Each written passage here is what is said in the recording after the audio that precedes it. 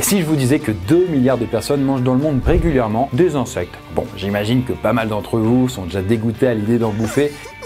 Mais vous allez voir que contrairement aux idées reçues, bah écoutez, voilà, c'est pas si dégueu que ça quoi. Et qu'en réalité, en fait, il y a plein de côtés positifs à bouffer que des insectes. Alors approchez-vous mes pantodons buccolzi. Aujourd'hui, notre cobaye va tester pour vous ce que ça fait de se nourrir exclusivement d'insectes.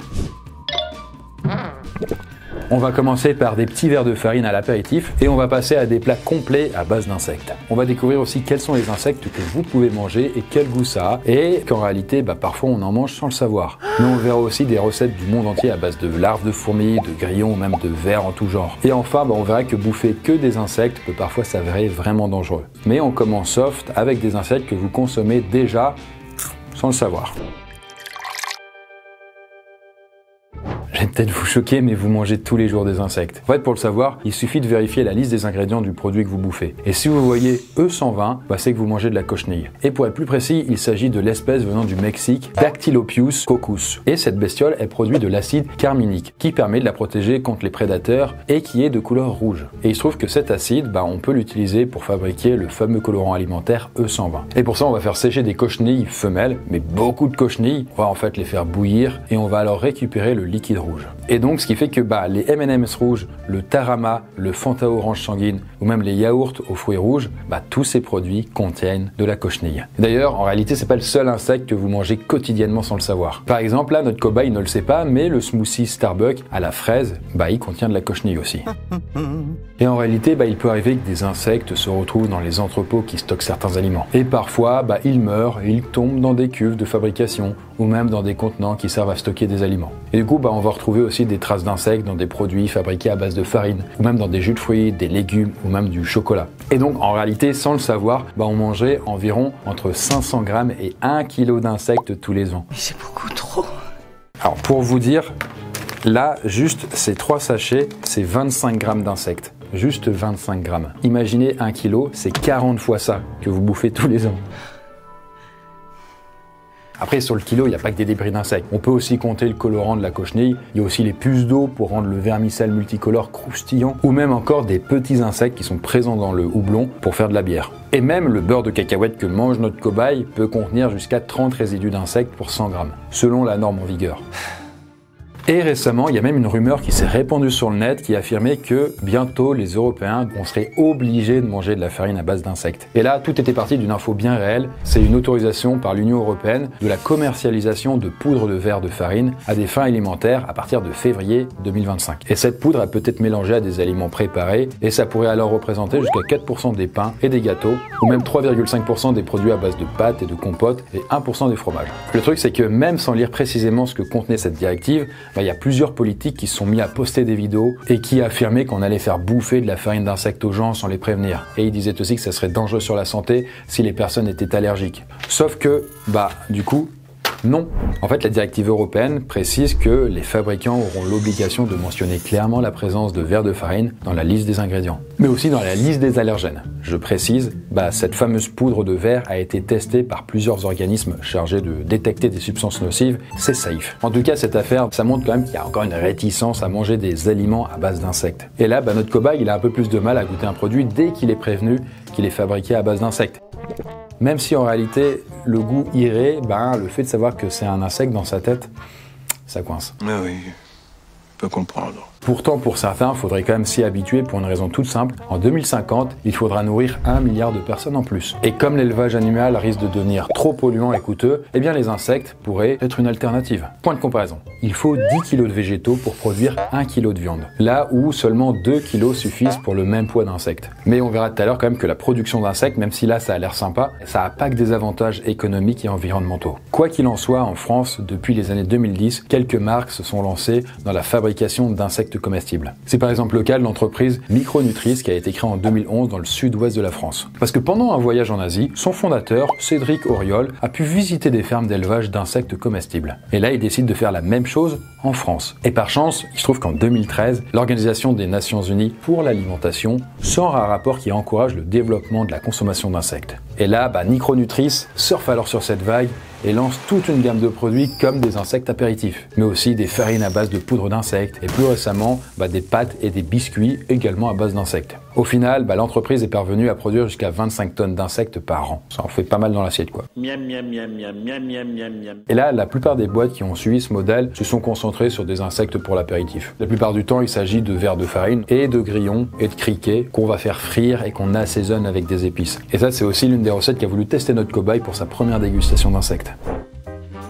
Et là, vous allez me dire, ouais, mais ça a quel goût? Là, vous inquiétez pas, je vais vous en reparler tout à l'heure. Par exemple, la marque Deliveroo a lancé une box Koh-Lanta en 2024 avec des insectes comestibles comme dans certaines épreuves du jeu. Et dans la box, on pouvait trouver de quoi se faire une petite épreuve entre amis. Non, j'ai pas d'amis. En fait, il y avait une poche avec des pierres blanches et noires et la personne qui tirait la pierre noire devait manger un insecte comme dans Koh-Lanta.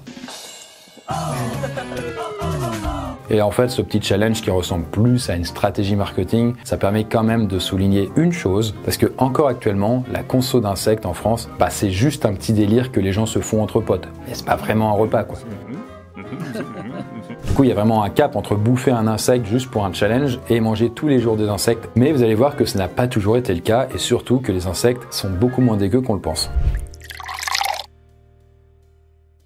Alors, le temps passe et même au bout de 30 jours, d'un mois à manger que des insectes, notre cobaye, il a toujours du mal à se faire à l'idée que ça va être sa seule collation. Mais si je vous disais que nos ancêtres mangeaient des insectes au KLM? Déjà, en fait, à la préhistoire, les chasseurs-cueilleurs bouffaient des insectes. On le sait car les archéologues, ils ont découvert des carapaces d'insectes dans des fossiles d'excréments humains. Mais on a également découvert des peintures rupestres en Espagne qui montraient des hommes préhistoriques en train de bouffer des abeilles. Et même dans la Bible, il est dit que Saint Jean le Baptiste vivait dans le désert et se nourrissait de miel et de sauterelles. Enfin, pendant la Grèce antique, les gens mangeaient des criquets enrobés dans du miel ou même des cigales qui étaient considérées comme un mets de luxe. Et enfin, au Moyen-Âge, on mangeait même en France des vers à soie ou même des beignets de hannetons dans certaines régions. Encore de nos jours, à La Réunion, les larves de guêpes sont consommées frites. Et en Nouvelle-Calédonie, on mange du verre de bancoul avec de la noix de coco râpée. Mais bon, faut quand même le reconnaître, globalement, on n'a jamais consommé des insectes à grande échelle, en tout cas en Occident. Mais tout ça, ça s'explique par des raisons purement culturelles, qu'on va voir juste après. Pourtant là, alors que notre cher cobaye Gustave est en train de bouffer ses insectes et que ça lui semble dégoûtant,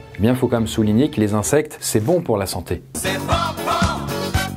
Les insectes comestibles renferment les nutriments essentiels à la croissance du corps humain. Des protéines à foison, des vitamines, des minéraux, des acides gras essentiels, des fibres, et surtout en plus grande quantité que dans nos aliments traditionnels. Leur valeur nutritionnelle ne diffère pas de celle des autres sources de viande comme le poulet, le bœuf, le porc et le poisson. Par exemple, le grillon comestible contient 3 fois plus de protéines que le bœuf à poids égal, et 100 grammes de grillon couvrent plus de la moitié des besoins quotidiens en protéines d'un adulte de 70 kg.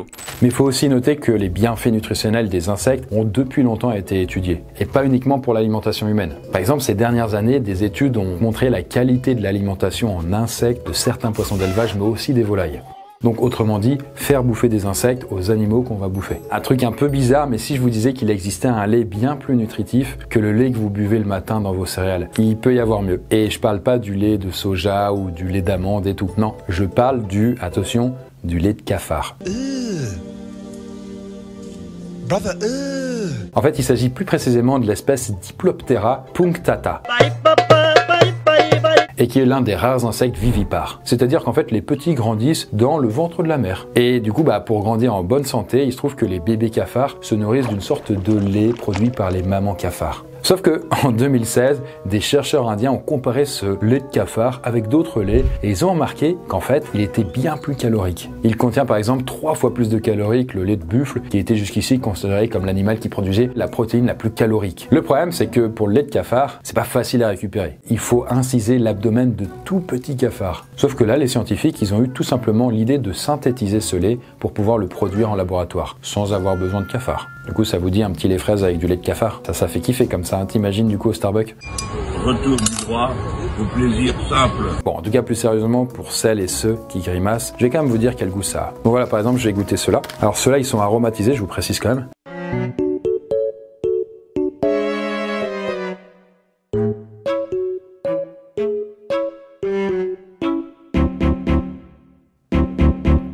En gros, en tout cas, ceux que je suis en train de manger là, les différents ici, ils ont un goût très épicé et salé. En fait, j'ai vraiment le sentiment de manger des chips, mais vraiment des chips un petit peu, vous voyez, avec le goût paprika ou des trucs comme ça, mais avec une gueule d'insecte. Honnêtement, c'est pas mauvais, mais c'est juste un peu, c'est pas ouf visuellement parlant, quoi. Par contre, si on retire les épices et le sel, bah, globalement, en fait, les insectes, bah, en fait, ça a un goût assez neutre, voire même c'est assez fade.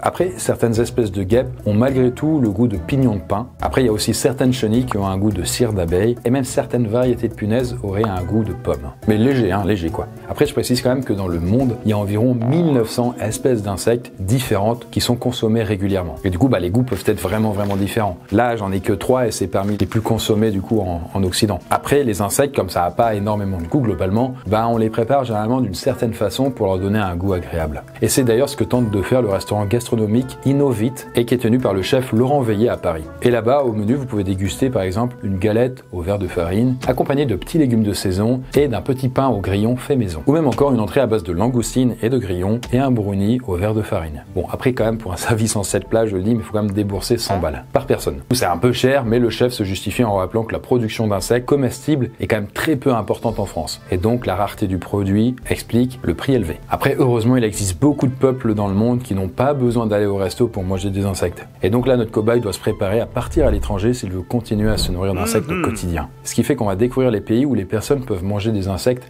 tous les jours. Alors, s'il y a bien un endroit dans le monde où on peut raffoler d'insectes, c'est en Thaïlande. Parce que là-bas, on trouve environ 200 insectes comestibles et les Thaïlandais en mangent souvent à l'apéritif, mais aussi parfois en mode fast-food. Il n'y a pas uniquement des verres de farine ou même des grillons comme en Europe. Ils mangent aussi des cafards, des scorpions ou même des mygales. Et le rendez-vous incontournable pour en bouffer, bah, c'est le marché de Khao San. Parce que là-bas, on trouve pas mal de marchands ambulants d'insectes. Et la plupart se fournissent auprès de chasseurs d'insectes qui vont les chercher tout simplement dans la nature. Et il y en a même d'autres qui se fournissent chez des fermes à insectes. Ce qui fait que chaque jour, ils doivent cuisiner les insectes et les faire frire avec de l'huile bouillante pour tuer les impuretés. Et ensuite, ils vont ajouter des poudres épicées et divers assaisonnements pour donner du goût. Au-delà des clients habituels, eh bien, le vrai business se tourne de plus en plus vers des touristes qui sont avides d'expériences culinaires assez originales. Et ce qui fait que là, les vendeurs vont leur faire payer des prix plus élevés et ils doivent même payer pour avoir le droit de prendre une photo de l'étal. Et ce qui fait que ce business permet de se rendre compte des différences culturelles autour de la consommation d'insectes. D'un côté, une population qui en bouffe quasi tout le temps, et de l'autre côté, des occidentaux qui grimacent à l'idée d'en goûter. Ce qui fait que ce dégoût, ça vient souvent de l'éducation et de la culture. Et là, c'est le cas avec notre cobaye qui, comme beaucoup, va avoir un peu plus de mal avec les gros insectes des marchés thaïlandais. Et ça, j'en avais d'ailleurs parlé, si vous vous souvenez, sur ma vidéo sur les plats les plus dégoûtants au monde. Mais bon, ce qui est sûr, c'est qu'il existe quand même un paradoxe assez marrant en vrai avec notre vision des insectes. Par exemple, on bouffe des cuisses de grenouilles, des escargots ou des huîtres qui pourtant vont dégoûter d'autres peuples. Et au passage, on mange aussi des crevettes qui font partie des arthropodes et qui donc en vrai ont le même ancêtre que le grillon ou le scarabée. Et en soi, du coup une crevette, comme un grillon, ça a une carapace, ça a plein de pattes qui grouillent et ça a des gros yeux comme un crustacé. Pas non plus si différent. En Occident, mais aussi au Moyen-Orient, les insectes sont aujourd'hui vus comme des animaux sales et nuisibles.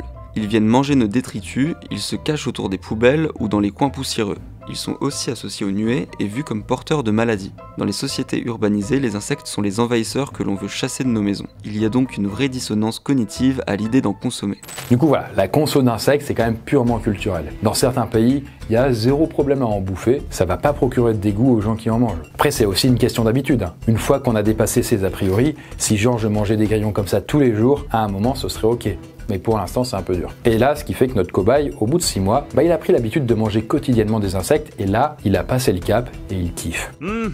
Par exemple, si on se rend du côté des aborigènes d'Australie, eux, ils mangent régulièrement des insectes. En fait, c'est une tradition anciennement ancrée de leur culture qui est souvent associée à des pratiques religieuses. Ce qui fait que là-bas, ce sont les femmes qui sont chargées de récolter les insectes dans la nature. Ce qui fait que les insectes sont alors soit bouillis, soit cuits sous le sable dans des sortes de fours enterrés. Et là, les aborigènes vont alors manger plusieurs insectes différents. Alors déjà, il y a les larves de Wucheti, et d'ailleurs ils sont très appréciés pour leur goût et leur valeur nutritionnelle. Mais ils vont aussi manger des mitbogong. En fait, elles sont récoltées dans les montagnes et c'est une source quand même très importante de protéines. Et souvent, en vrai, c'est utilisé pour faire des gâteaux. Et enfin, pour le dessert, là, les aborigènes peuvent manger des fourmis à miel. Alors les fourmis à miel, en fait, c'est une espèce qui a la particularité de stocker du miela, qui est en fait une sorte de substance sucrée sucré et qu'elle va produire et qui ressemble du coup à du miel, ce qui fait que ça lui donne un petit goût sympa quoi. Et dans le cas des aborigènes, là la consommation d'insectes, ça s'explique du fait qu'il n'y a pas forcément une grande variété de nourriture dans le désert, ou alors le bush où ils vivent. Après, gardez en tête, il n'y a pas que dans les endroits paumés, dans la pampa, où les gens ils vont manger des insectes. Dans des grandes villes, dans certains pays, la conso d'insectes elle peut être fréquente. Voire, ça fait même partie du patrimoine culturel national, un peu comme pour nous avec les escargots. C'est le cas par exemple au Mexique, qui est l'un des pays où les insectes sont actuellement les plus consommés et en plus grande variété au monde. Et parmi les spécialités à base d'insectes, on peut retrouver par exemple les chenilles d'agave. L'agave, pour info, c'est une plante grasse qui est très présente là-bas. En fait, les chenilles blanches sont consommées frites ou grillées. Tandis qu'on va utiliser plutôt des chenilles rouges d'agave toujours pour aromatiser le mezcal, qui est un alcool très populaire à base d'agave justement. Mais les Mexicains mangent aussi des criquets et des sauterelles qui sont souvent vendus grillés et aromatisés avec du citron, du piment ou même de l'ail. Par contre, le must là-bas, vraiment, c'est les escamoles, qui sont un petit peu mieux connus sous le nom de caviar d'insectes. En fait, ce sont tout simplement des œufs de fourmis noires bouillis que les Mexicains vont ajouter à des soupes, ou parfois frits, servis avec des tortillas ou même du guacamole. Je précise quand même qu'à la base, ces insectes sont consommés de manière saisonnière. En gros, dans les temps un peu plus anciens, lorsque les récoltes n'étaient pas bonnes, les insectes, ça permettait de compenser. Et il se trouve que justement ça devient le cas actuellement dans certaines régions du globe qui sont touchées par des famines. Par exemple en RDC, en République démocratique du Congo, on estime que 27 millions de personnes sont confrontées à des conditions de crise alimentaire. Et ça, en fait, c'est dû à la pauvreté qui est entretenue par les différentes crises politiques et les conflits armés. En fait, depuis 2010, plusieurs programmes ont été mis en place pour favoriser la création de fermes de production d'insectes dans cette région, afin de permettre de nourrir les populations qui vivent des épisodes de famine. Et on estime aujourd'hui que 70% de la population consomme des insectes régulièrement. Du coup, on va trouver facilement des vendeurs d'insectes dans les marchés de Kinshasa, qui est la capitale, et ils font partie des plats vendus dans pas mal de restaurants. D'ailleurs, pour certains Congolais, les insectes représentent même 50% des apports en protéines journaliers. Il y a moyen quand même que les insectes puissent être peut-être la nourriture du futur. Sauf que nous allons voir dans notre dernière partie que la consommation d'insectes n'est pas totalement non plus sans danger, et pas si prometteuse que ça.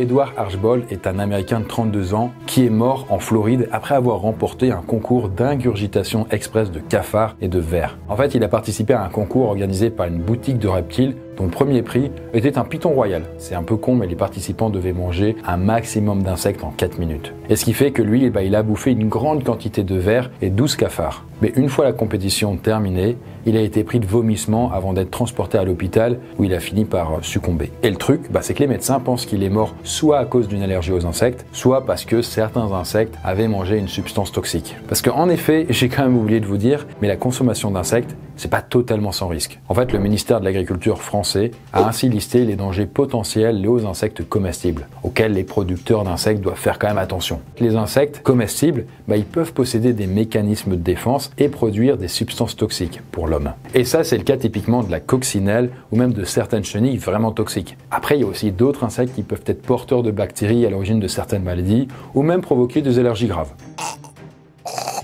Petit fun fact en ce qui concerne les allergies aux insectes, mais sachez que si vous êtes allergique aux crustacés, il y a de fortes chances pour que vous soyez aussi allergique aux insectes. Parce que comme je vous l'ai dit tout à l'heure, les insectes et les crustacés, ils sont dans la même famille des arthropodes. Et leur carapace est composée d'une substance appelée chitine qui peut être allergène. Et du coup, ça peut provoquer des réactions allergiques plus ou moins graves chez une personne qui mangerait des insectes. Mais après, vous voyez, le danger de bouffer des insectes, ça peut aussi venir sur le long terme. Il y a par exemple certaines fermes à insectes de pays pas trop développés qui utilisent des sols parfois très pollués et chargés en pesticides. Et comme ces insectes se nourrissent d'aliments provenant du sol, il y a moyen qu'ils avalent des substances toxiques qui ensuite s'accumulent dans le corps des consommateurs d'insectes à la longue. Et en plus, manger que des insectes, en fait, ça ne suffit pas à assurer un apport suffisant en graisse, mais aussi en oméga 3. Ça peut avoir des effets sur la santé si vous manquez de ça. Ce qui fait qu'au bout d'un an à manger que des insectes, notre cobaye est toujours vivant, mais il est devenu un peu plus maigre. Et il a aussi des soucis de digestion. Mais l'autre argument contre la consommation d'insectes, c'est le risque de passage à une production industrielle si tout le monde se met à en bouffer. En fait, les insectes, vous voyez, ils ont souvent besoin d'être élevés dans des environnements chauds. Parce que les insectes, ils ont un sang-froid, donc ils dépendent de la chaleur de l'environnement. C'est pas comme les mammifères, comme les vaches, les poulets ou les cochons. Or, il se trouve que chauffer des millions d'insectes en usine, ça nécessiterait beaucoup d'énergie. Et là, certains experts pensent qu'à un niveau industriel, les émissions de gaz à effet de serre pourraient être semblables à celles des volailles au final. Et aussi, du coup, faut pas l'oublier, mais qui dit insecte dit souffrance animale. Il se trouve qu'il y a des études qui montrent que les insectes pourraient, contrairement à ce qu'on pourrait croire, ressentir de la douleur. Les chercheurs ont montré que les abeilles et certains autres insectes sont capables d'un comportement intelligent. Les abeilles, par exemple, peuvent compter, saisir les concepts de similitude et de différence, apprendre des tâches complexes en observant les autres et connaître les dimensions de leur propre corps. Une capacité associée à la conscience chez l'homme. Elles semblent également éprouver du plaisir et de la douleur. En d'autres termes, il semble qu'au moins certaines espèces d'insectes, et peut-être toutes, soient sensibles.